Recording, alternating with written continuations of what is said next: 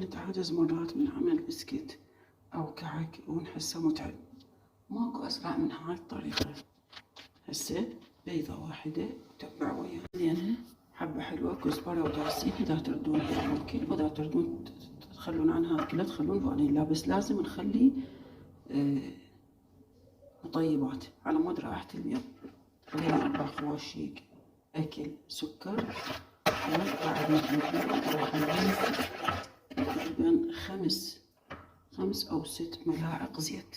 ممكن تستخدمون زيت الزيتون، ممكن زبدة إذا يناسبكم الزبدة، ما يناسب أهل السليوك اللي عندهم حساسية من الحليب. ضفنا 5 ملاعق زيت، وهسه راح نضيف الطحين بالتدريج ونعجن، نضيفه أو نعجن ونشوف. هاي أسرع طريقة.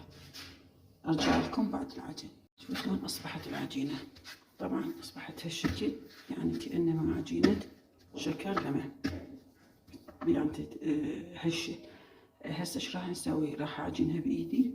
أخذت مني كاسة طحين، بقت هاي الكاسة، هاي باقيها شوية فقط، لأن أنا راح أضيفها.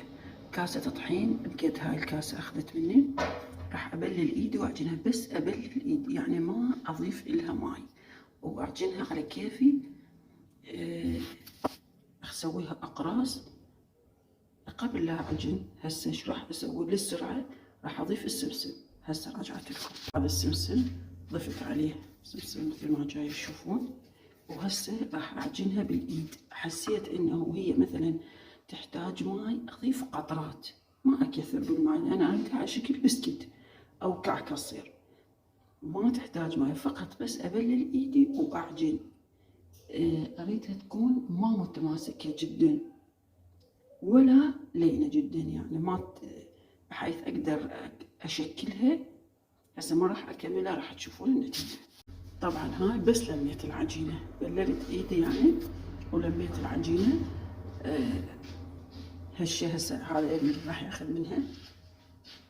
طعمها طيب وما تتصورون الريحة وروعة. هسه راح نشكلها ونخليها فقط في صينية مدهونة ونحطها بالفرن. طبعا العجينة لا تلتصق باليد، جميلة جدا. أنا دائما استخدم هاي الصينية، زيتتها، خليت لها زيت الصينية، شكلتها على شكل بسكت، على شكل دوائر يعني. اللي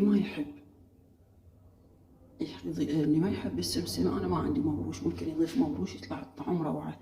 اللي مسموح له بالحليب ممكن يضيف حليب باودر شوية، يعني قد يعني نقول ملعقة أكل أو أقل، حليب باودر شوية قليل. احنا ما نريد نستخدم السائل بهذه الوصفة، حتى لا يصير يعني يصير هش وطيب، حتى ما ييبس ويانا البسكت.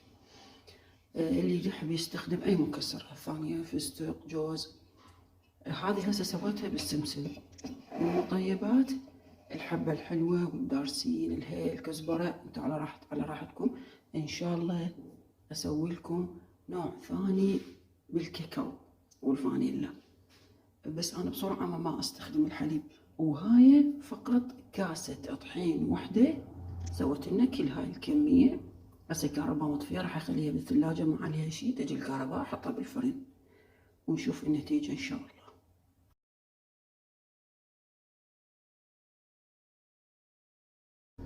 وهذا البسكيت بعد ما شويناه بالفرن